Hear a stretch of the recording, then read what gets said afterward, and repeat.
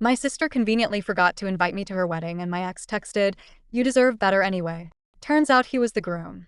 I showed up in white, walked down the aisle first and whispered, "You're making a huge mistake." He stared at me and walked out before saying, "I do. I'm Rena Caldwell, 38, mildly sarcastic, perpetually single, and not particularly remarkable in most ways. I'm one of those people who fade into the background of group photos and always return the shopping cart.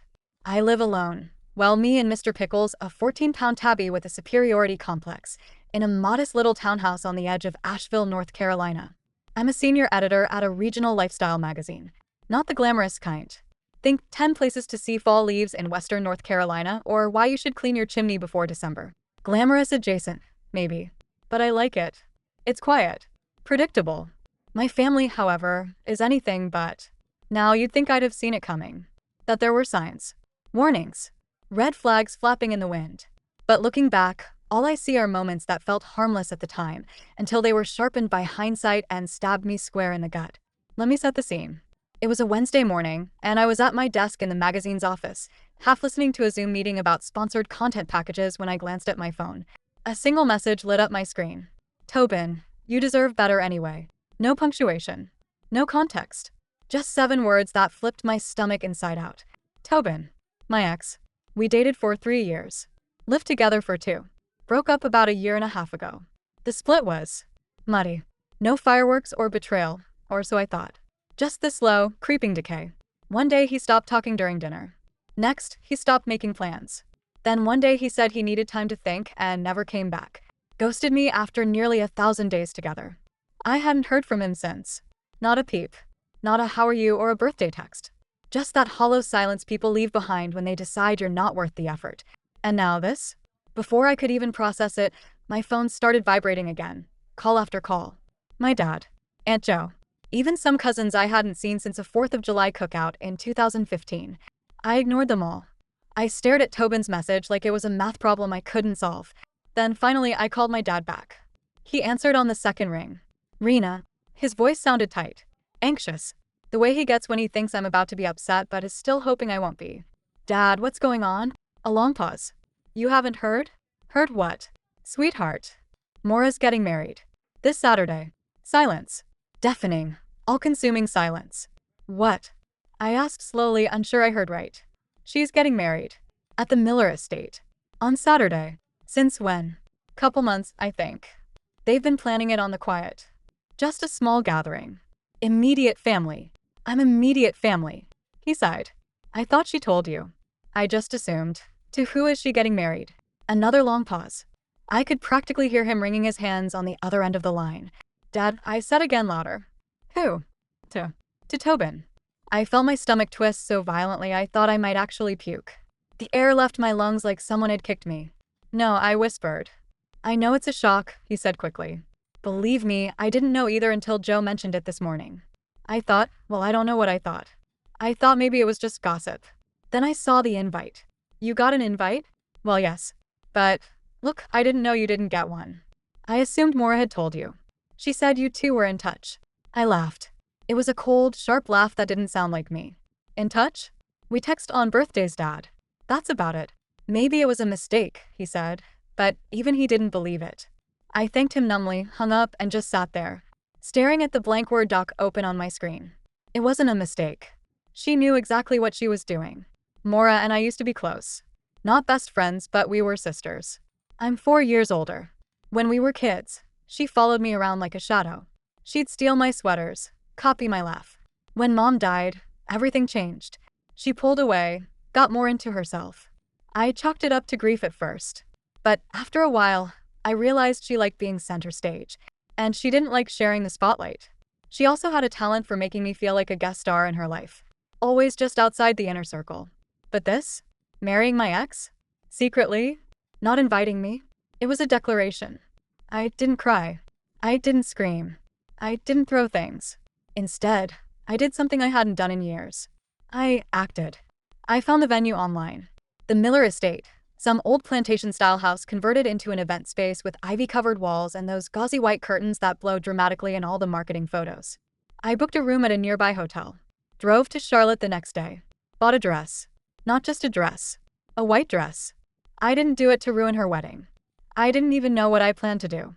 I just knew I had to be there, even if I had to crash it. Saturday came fast.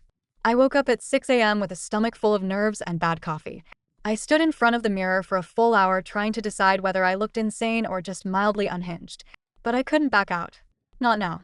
By noon, I was standing in front of the Miller estate, white chiffon dress swaying in the wind, sunglasses on, heart pounding. I slipped into the crowd like a ghost. No one stopped me. No one even noticed. I guess when you wear white and walk with purpose, people assume you belong. I didn't sit. I stood in the back, waiting. Then the music started. Guests stood. And I walked. Right down the aisle. There was a collective gasp, a flutter of confusion as people realized I wasn't the bride. Murmurs rippled through the rows of chairs like wind through dry grass. Then I saw him. Tobin. Standing at the altar. Looking like someone had poured cold water down his spine. He locked eyes with me. I saw the color drain from his face. Maura was still at the top of the aisle, hand on Dad's arm, staring at me like I'd sprouted horns. I stopped just in front of Tobin. Leaned in close. "You're making a huge mistake," I whispered. He didn't say anything. Just stared at me. Then, slowly, he turned around. And walked away. No vows. No I do. Just left. Right there, in front of everyone. There was a moment after Tobin walked out that felt like the entire world had gone silent. No music. No chatter. Just stunned guests and one very red-faced bride. Maura stood at the top of the aisle, still frozen in place like a wax figure, her bouquet dangling from limp fingers. Her lips moved, but no sound came out. Dad looked back and forth between us like someone had hit pause on a very complicated movie and handed him the remote with no instructions. I turned slowly and walked back down the aisle, not rushing, not apologizing, just walking. Calm. Steady. Each step echoing louder than the last. Nobody stopped me. Not one person tried to pull me aside or ask what was happening. Most of them just stared like they'd just witnessed a car crash they couldn't look away from. I made it to the gravel path before I heard it. "Rena." Maura's voice, sharp and cracking. I turned around. She was storming toward me, heels snapping against the ground, her veil tangled around one shoulder, eyes blazing with a fury I hadn't seen since she was 16, and I accidentally crashed her car into a mailbox. "You unbelievable BTCH." The words landed hard, but I didn't flinch. I just looked at her. Really looked at her. Flushed face, smeared lipstick, tears threatening but not quite falling. "Maura," I said evenly, "we should probably talk somewhere else." "No. No, we're talking here," she spat. "In front of everybody. You want attention? Here you go. Spotlight's all yours." I sighed. "You really want to do this now?" "You ruined my wedding," she hissed. "You ambushed it." I raised an eyebrow. "Oh, I ruined it? You're marrying my ex-boyfriend, and I'm the villain." "I didn't think you'd care," she snapped, eyes glassy. "Didn't think I'd care?" I laughed bitterly. "You dated him in secret for a year.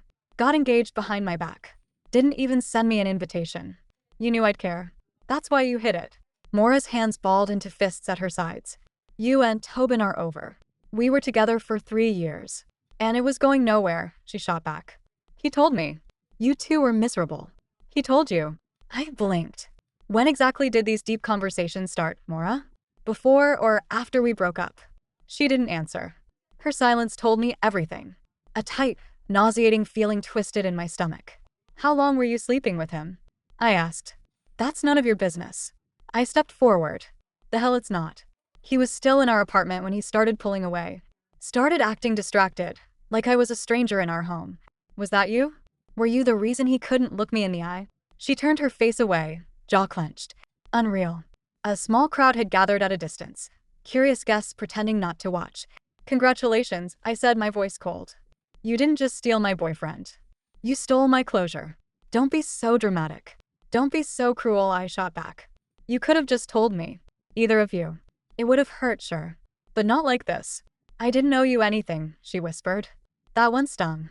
Real deep. I stood there, staring at the girl who used to be my little sister. The one who used to sneak into my bed when she had nightmares, who used to cry when I left for sleepovers. Now here she was, snarling in a designer dress, acting like I was the one who broke her heart. "You know what?" I said, swallowing hard. "You didn't ruin me. But you did prove something I was too stupid to see before." She folded her arms. "And what's that?" "That I never really mattered to either of you." She rolled her eyes, turned on her heel, and stalked back toward the crowd. The wedding guests, awkward and fidgety, parted like the Red Sea as she passed. I stood there alone for a moment, trying to steady my breathing. That's when I heard footsteps behind me. "Tough crowd," a voice said. I turned. It was Aunt Jo. She had her arms crossed, sunglasses perched on her head, a half-empty mimosa in one hand. "You alright?" she asked. "No good? I'd be worried if you said yes." I exhaled shakily. "Did you know?" "Hell no. I found out yesterday. I asked Maura about you, and she said, Rena's busy with work." Jo snorted. I told her she was full of crap, but she brushed me off. I nodded numb. Dad looked like he'd rather disappear. He was blindsided too. Told me he only found out a week ago. She didn't even want him to tell you. Said it would cause drama. She made air quotes. "I was just trying to survive the week," I muttered. "Well," Jo said, eyeing me up and down. "You survived and you made a hell of an entrance. I didn't do it to be petty. Didn't say you did. But you definitely made your point." I sat down on the low stone wall at the edge of the garden. The adrenaline was wearing off, and I suddenly felt drained, every cell in my body buzzing with post-crisis fatigue. "What's everyone saying?" I asked quietly. Jo shrugged. "A lot of people are on your side. The rest are confused. But give it a few hours. Half of them will claim they always knew something was off about Tobin." My throat tightened. I didn't want to cry in front of anyone, least of all Jo, who had seen me through every heartbreak since high school. She sat beside me, handed me the mimosa. "Drink. It's the only one I swiped before the staff started packing up." I took a long sip. It tasted like bad champagne and orange juice concentrate. Still, it helped. After a while, I asked, "You think Maura's going to hate me forever?" Jo tilted her head. "Maybe. Or maybe she'll realize she did you a favor. By humiliating me in front of 100 people? By showing you exactly who she is," Jo said simply. "And who Tobin always was." I didn't respond. Because she was right. I don't remember much about the rest of that day. Everything blurred into this surreal haze of sideways glances and muffled voices. And Jo stayed with me while I sat there, sipping the terrible mimosa like it was some kind of potion meant to reverse whatever the hell just happened. Eventually, the crowd began to thin. People started filing out in clumps, whispering to each other, avoiding eye contact with me. A few guests offered me awkward half-smiles, the kind you give someone after they've tripped in public and you don't know if you're supposed to laugh or help. I waited until most of them were gone before I stood up again. Jo looked at me, a hand resting gently on my arm. "You want to come back to the hotel? I've got mini bottles of vodka and a bathtub with your name on it." I almost said yes. God, I wanted to. But something in me said I wasn't done. Not yet. "I think I want to see Dad first." She nodded. "He's still inside." Maura ran off somewhere. Probably to scream into a throw pillow. I tried to smile, but it felt forced. I followed the winding stone path back toward the estate house, my heels scraping softly against the gravel. My heart had started to settle, but a dull, lingering pressure remained in my chest, like my body was still catching up to the explosion. Dad was standing by the catering table, sipping what looked like club soda. His suit jacket was slung over a chair, and his tie was loose like he'd been through 3 job interviews in a row. He saw me and straightened immediately. "Rena," he said, voice low. He stepped toward me, and for a second, we both just stood there, staring at each other. "I didn't know," he said finally. "I swear, honey. I didn't know until it was too late." I nodded. "It's not your fault." She told me not to say anything. Said you were busy with work and didn't want to be involved. "She told me nothing," I said quietly. "I know." He looked down, ashamed. "She's changed." "No," I corrected. "She hasn't. I just stopped pretending she was someone she's not." He flinched a little at that. Dad loved us both, blindly, equally. But he never could see the cracks in Maura the way I did. She wore her charm like armor. It was hard not to fall for it. "I should have called you the second I found out," he murmured. "You did what you could." I froze, he admitted. It was like, if I didn't say it out loud, maybe it wouldn't be real. I looked at him. This man who had raised us alone, after Mom died, who tried so hard to keep things together, who smiled through every missed birthday call and every awkward Thanksgiving dinner. I realized, standing there, that he had been walking on eggshells between us for years. "You don't have to protect her anymore," I said softly. "She made her choice." He closed his eyes for a moment, nodded, and put a hand on my shoulder. "I'm proud of you." That surprised me. For what? Causing a scene. For not letting people walk all over you anymore. We stood there for a while longer until a young woman in a black polo came to ask if she could start cleaning up. We stepped aside, and I let Dad help me into my coat. As we walked back toward the parking lot, I heard my name again. Rena. It wasn't Maura. It was Tobin. He was standing near the side entrance, hair slightly messed, jacket gone, dress shirt wrinkled like he'd spent the last hour pacing. His tie hung undone around his neck. His eyes, those familiar gray-blue eyes, looked tired, lost. My hands curled into fists in my coat pockets. "Can I talk to you?" he asked. I looked at Dad. He gave me a small nod and walked off toward the car. I turned to Tobin. "You've got 1 minute." He stepped closer, keeping his voice low. "I didn't know you were coming. You shouldn't have been surprised." He looked away. "God, Rena, I didn't plan for it to happen like this." "No, you just planned to lie until it was too late for me to do anything about it." He shook his head. "It wasn't like that." "Then explain it to me. Because from where I'm standing, it sure as hell looks like you ghosted me, started dating my sister in secret, got engaged behind my back, and didn't even have the decency to tell me." His face twisted with guilt. "We didn't mean to fall for each other. It's just happened." I laughed. Cold sharp. "That's such a lazy excuse. She was there when things with us got rough. You stopped talking to me because you checked out first." I snapped. "You stopped being present. You gave up. You left before you left." "I was confused, okay?" he said, almost shouting. "I didn't know what I wanted. Maura made things feel easy."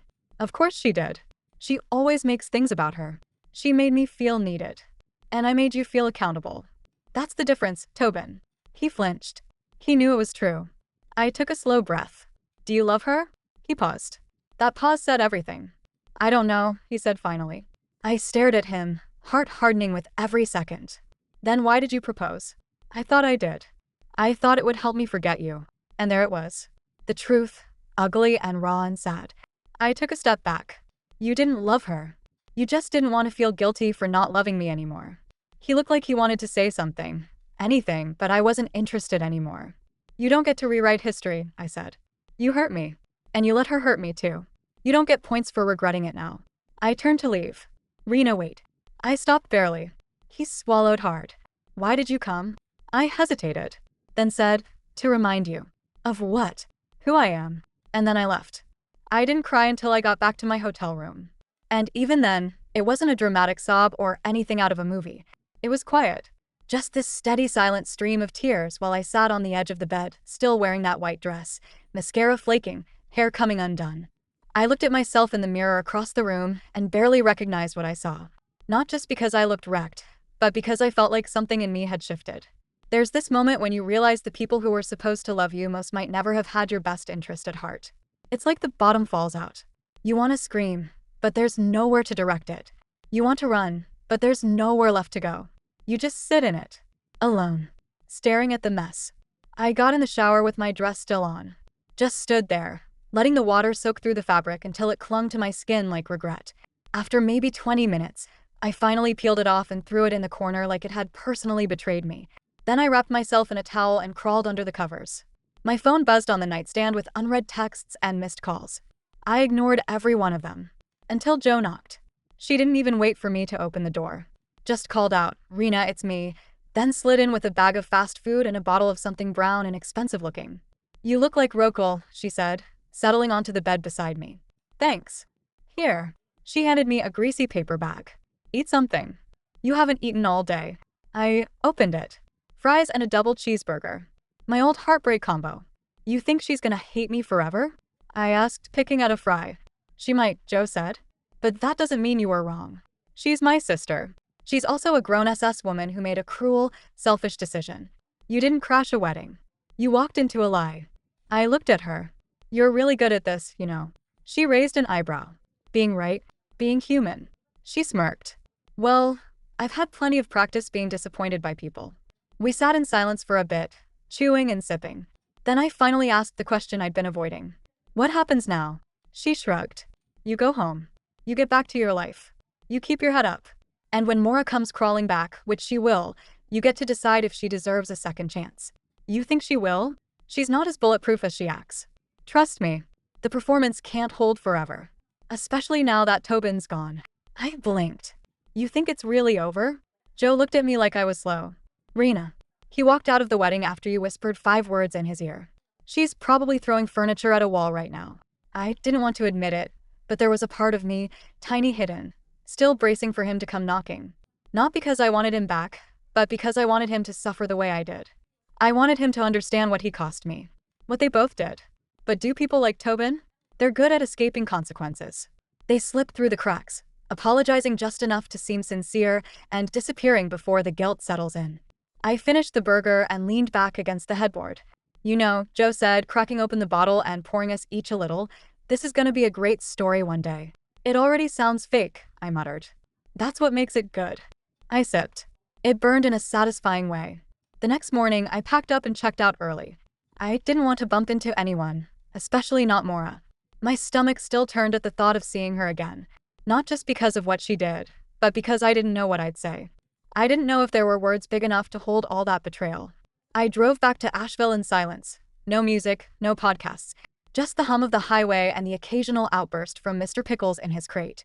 When I got home, I dropped my bags in the hallway, fed the cat, and stood in the middle of my living room, feeling like a stranger in my own life. Everything looked the same. My books are on the shelf. My favorite throw on the couch. The crooked picture frame I kept meaning to fix. But I wasn't the same. I was still processing that when my phone rang. Dad. I let it go to voicemail. Then he called again. I sighed and picked up on the third ring. Hey. Hi, sweetie, he said cautiously. You home? Just got in. Good. I just wanted to check on you. Make sure you're okay. I'm getting there. Maura called, he added. I paused. Yeah. She's upset. Confused.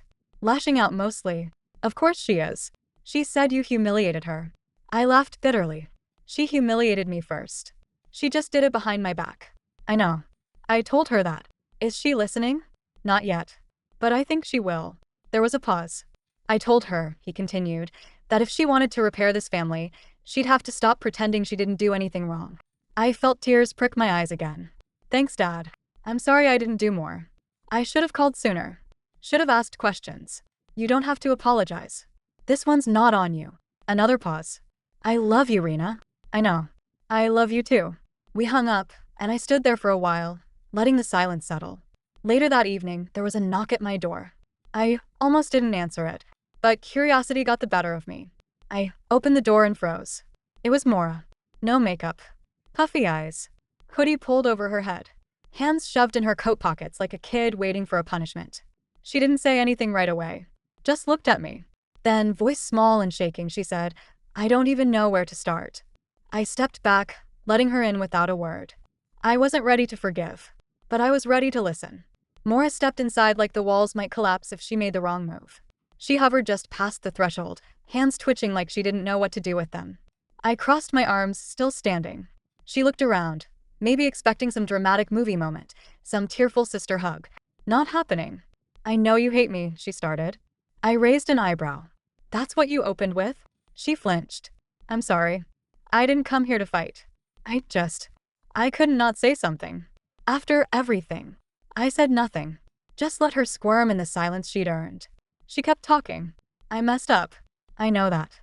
And it's not just the wedding. It's everything. The secrecy. The lies. I've been thinking about it nonstop. You've had months to think. I know. And I was a coward. I tilted my head. You were selfish. That one hit. She swallowed hard. I didn't want to lose either of you, she said. But you were okay letting me be the collateral damage. She shook her head. I wasn't thinking that way. Tobin and I, You what? I snapped. You bonded over stabbing me in the back? I didn't plan for it to happen, she said, voice rising. It just did. God, if I heard that one more time. It just happened, I repeated coldly. So did my heart break. So did the 3 months I spent wondering why I suddenly wasn't enough. So did I find out from Facebook that my sister got engaged to my ex. But yeah, go on. Tell me more about how it just happened. She dropped her gaze. I needed you to know, she whispered, that he's not who I thought he was either. I raised a brow. We didn't even make it a full week, she said bitterly. After you left. He shut down. Started drinking. Got weird. Snapped at me. Said I ruined his life. I didn't say anything. Not even a smirk. Just let it settle. He said he missed you. That stung a little, but I buried it. I told him to get out, she added. And he did. Just like that. Packed up and left. I looked her straight in the eye. That man was a mirror. And you didn't like what you saw in the reflection. She blinked, stunned. Every decision you made led you here, I continued. You didn't just hurt me. You proved I was nothing more than a convenience to you. I know, she said quietly. I was never your competition, Maura. But you made me your opponent. And for what? A man who couldn't commit to anyone, including himself. Silence. Then she asked, so softly I almost missed it, "Can you ever forgive me?" It took everything in me not to lash out. But something deeper, calmer, took over. "No," I said. "But I can release you." She frowned. "What does that mean?" "It means I'm not carrying this anymore," I said. "I'm not giving it room in my heart or my mind. You're not the villain in my life story. You're just a footnote." She looked like I'd slapped her. But I wasn't done. "You wanted me out of your life quietly. You didn't expect me to show up. You thought I'd just fade. But I didn't. And I won't." Her eyes were glossy now, hands trembling. "I don't need your apology," I said. "I needed your integrity. And since that's not available, this is goodbye." Mora stepped back slowly. She didn't argue. Didn't cry. Just nodded once and left without another word. I closed the door behind her and leaned against it, heart pounding, but lighter. And that was it. The closure I never thought I'd get. Over the next few weeks, the story of the wedding that wasn't spread like wildfire through our small circle. I didn't say much, but people reached out. Some old friends I hadn't heard from in years messaged me. Some were supportive. Some just wanted the gossip. I ignored the noise. Instead, I focused on the quiet revenge. Living well. I accepted a promotion at work, something I'd been hesitating to take before all of this. I said yes to a solo trip I'd been putting off for years. I went hiking, got sunburned, read entire books in one sitting, took a pottery class just because it felt like something a woman in control of her own peace would do. Tobin? He tried to reach out once. Just a "Hey, can we talk?" I deleted it without reading further. Mora sent flowers. Twice. No note. I donated them. And then a month later came my favorite part. A friend from the venue, Kelsey, one of the coordinators, texted me a photo she found on the office computer. Apparently, it had gone around the staff group chat. It was still from the wedding day. Me walking down the aisle in white, eyes straight ahead, bouquet in hand. And behind me, Tobin, turning his head slightly, mouth parted like he was about to say something. Kelsey captioned it, "Legend. Absolute legend." I laughed until I cried. That picture became my lock screen. Not because of him, but because of me. Because I walked down an aisle meant to shut me out, and I took my damn power back. Because sometimes the best revenge isn't destroying the people who hurt you. It's refusing to be destroyed by them. And that's exactly what I did.